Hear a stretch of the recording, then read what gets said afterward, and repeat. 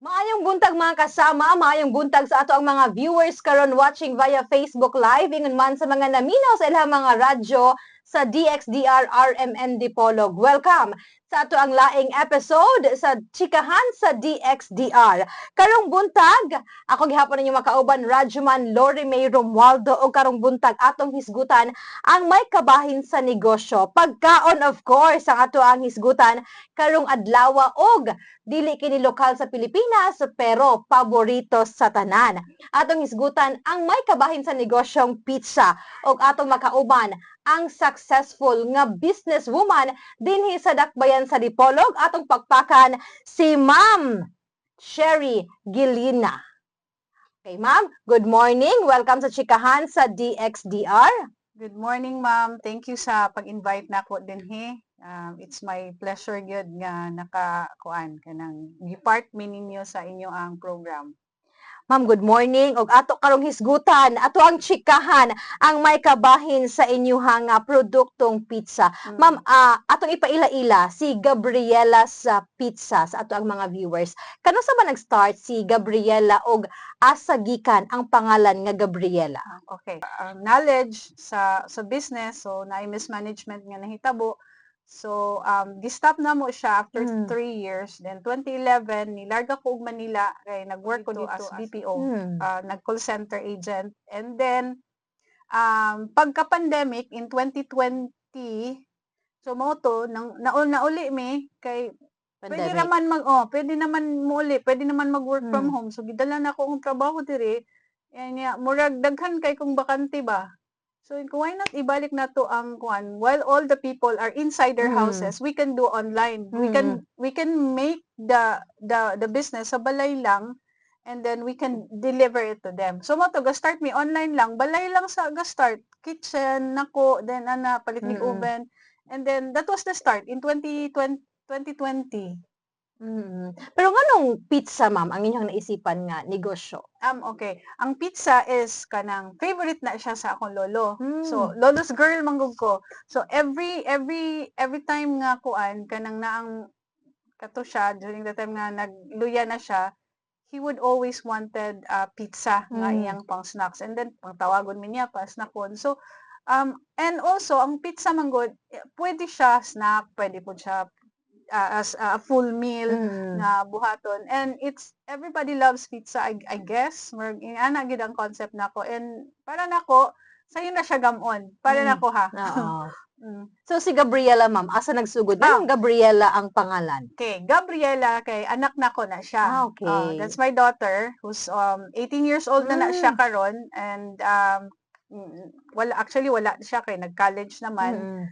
So, sa iya nako gipangalan ang Gabrielas kay para murag the name itself is like I started in little things nga katong gamay pagid pud si Gab, ginagmay lagid pud to amo ang gibuhat sa una until such time nga inani na nanay physical store kuan. So gipadayon lang gid namo ang iya ang ngalan. Mention mo, ma'am, na during pandemic kay naka-work from home ang halos tanan. So, nag-decide ka na why not i-open balik si Gabriela? Pero daghan sa mga negosyante ang nag-decide na iserado kay kanang lagi epekto sa pandemic. Pero ikaw, ma'am, ni-risk ka nga i-open. Unsay kuan, ma'am, nag-drive sa imuha nga mo take risk during pandemic na i-open balik si Gabriela? Well, actually, during that time, good, nag-work from home ang ko, no? Nya, pag yung mga July of August, September, that time, gi-promote pag yung ko na sa akong work. So, nagduwa kong dawaton ba na ko ni? Pero I was already starting Gabriela's Pizza in July. So, nya, anang June, July, August, September of 2021 na to, ni kuan gid siya, ni daghan gid siya, daghan na kayong namalit, ko nga, saan man ni I need to resign. So kuan gid to kanang na ang grabe gid ang risk nga akong gi-take kay ni-resign gid ko sa akong trabaho nga ni bag-o kong gi-promote. Nya ako gyud siyang gisundin ko wala na gid ni balikay. Second ako nga motivation during that time is ang akong parents. My parents are already aging. Inko asa man ko kung naragyap mo ko didto nya sila mama then ni pass away ra pud si papa ana nga year, the following year. So inko nga I think ako ra gyud mabilin kay ako ra may single mom man gud ko. So ako ra gyud mabilin para nila. So mao tong ang akong motivation gud ato is wala na ko'y balikan. Like Okay. this is gonna be it, and I have to do this na for my family and for our legacy sa amo ang pamilya. Mm. 5 years na ma'am since Mm. nag-reopen si Gabrielas. Unsa may sekreto nga hangtod karon still standing si Gabriela? Okay, actually ang sikreto is not a secret Mm. anymore. So there are factors, no, nga why it stands still until now. So unang-una is experience. Mm. The experience that I have in making this is ako gyud real person to person, or kumbaga product to me as the maker. Ako gyud ang gakuan. So I can see, I can feel the texture, if it's chewy, crunchy, or taste good. Unsa mga spices ang akong gipamutang, I know all of this. Second, human sa experience, ang skill na naani mo. Eventually na-learn ako ang skill, hinay-hinay. Actually ang sub sandwich di ko kabalo mo gama og bread, anang nasa na deform. Pero later on balik-balik until na perfect ginako siya nga magama na ko siya ginana. So kung makita nimo sa Facebook nako sa una nga akong mga inana, di gid siya inana kagwapa nga pagkapan. Okay. Na di gid siya, pero despite nga dili siya gwapa tan-awon, I still baligya it. Baligya ginako. Kay naman ni sir na even if it doesn't look good, sell it. As long as As lami long siya as ma'am. lami siya, sell it. So mo to siya. Same thing with ang akong bagong product karon kanang sourdough bread. Okay. I started sourdough bread last year. So wala jud, di gyud ko kabalo, maot gyud kay akong burma, daghan kay kong frustrations kay dili mo tubo. So even if inato siya, gahi siya, I sold it to my friends. Daghang mamalit gihapon kay though sour ra kayo siya, wala ba ginakuha tong lami bitaw nga tangy taste sa sourdough bread. Later on, nakuha ra ginako siya nga murag mo compete gid punta sa mga sourdough breads sa laing lugar sa Pilipinas.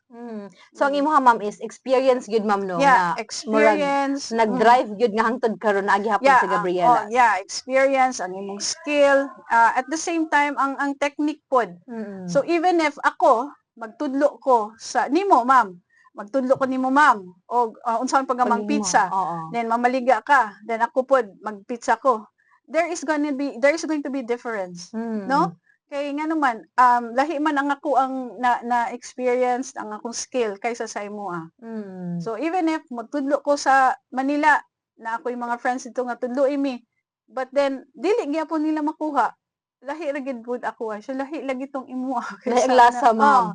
So it's gonna be there are factors, no, nga imo ang malantaw why ang Gabriela's Pizzas, that is the secret actually. And last but not the least, di gini siya least, ang secret gid namo is ang among faith sa Ginoo. So nagid garibold di ana tanan ang amo ang business. So the owner of our business is not me, but it's the Lord Jesus Christ, our God.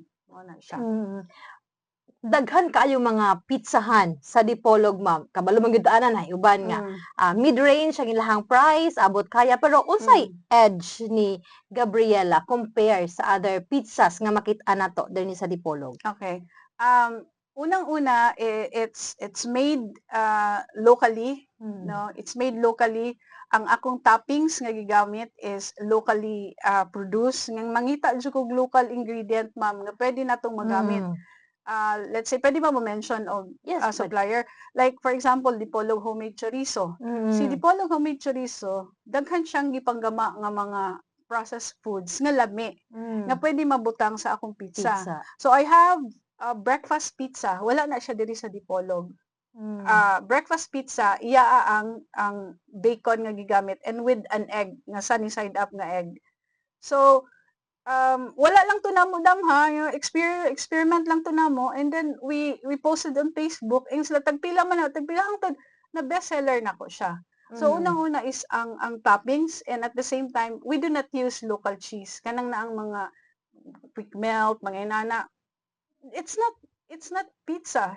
Once you have to say pizza, it has to be kanang kuan gyud mozzarella gyud ang imong ibutang sa imong pizza. So all our pizzas is mozzarella cheese. So nai three cheese, nai cheddar na siya and also parmesan, but it tastes good. So nai incorporation of tastes. Ma'am, na-mention nimo, syempre aside sa ato ang pizza nga mao gyud ato ang main product sa Gabrielas, natay breakfast pizza and natay mga breads. Unsa pa ba yung mga other offers ni Gabriela para sa ato ang mga customers? Pizza, we have sub sandwich kaning naa diri karon, and then we also have coffee, milk tea, and nanasad mi rice meals karon. Okay. Nami kanang gitawag nga naked chicken. So dili mi parehaan ng chicken nga daghang coating nga mga flour. It's just naked. Naked ra gyud siya. I mean, chicken ra gyud entirely nga Giprito. We veer away to that kuan nga uso karon diri nga daghan kaayong mga chicken nga inana. So we want it to be unique nga kanang tambalay ra gud gihapon. We like it at home na walay coating ang among chicken. So that is the one that we serve sa store, and other silog meals pod mga inana. We also have halo-halo, milk tea, jasmine green tea og Thai milk tea namo. It's our best selling teas gyud. What else? Nana pud mi sardo bread toast. Okay. Since nana mi sardo, we also introduce sardo, and maybe on August or next week we are going to introduce na ang amuang kuan pasta. Italian pasta namo, carbonara og spaghetti and tomato sauce. Unsa siya kamrag experimental na ninyo na mga products kay what if mopatok siya sa public? Murag ana siya, ma'am. Gihuna-huna na gid siya, ma'am. Nakaplano na gid siya nga mao ni siya atong i-introduce hinay-hinay. So ang akong menu, it's not one time bang gisulod diretso. Gihinay-hinay siya sulod namo. Kay unang-una, I have to train my staff on how to do it.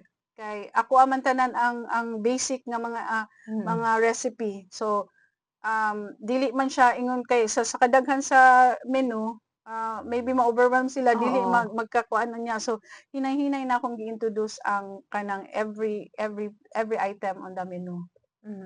Okay. Sa atong pagbalik mga kasama, daghan patang mga butang nga chikahan din higihapon sa chikahan sa DXDR.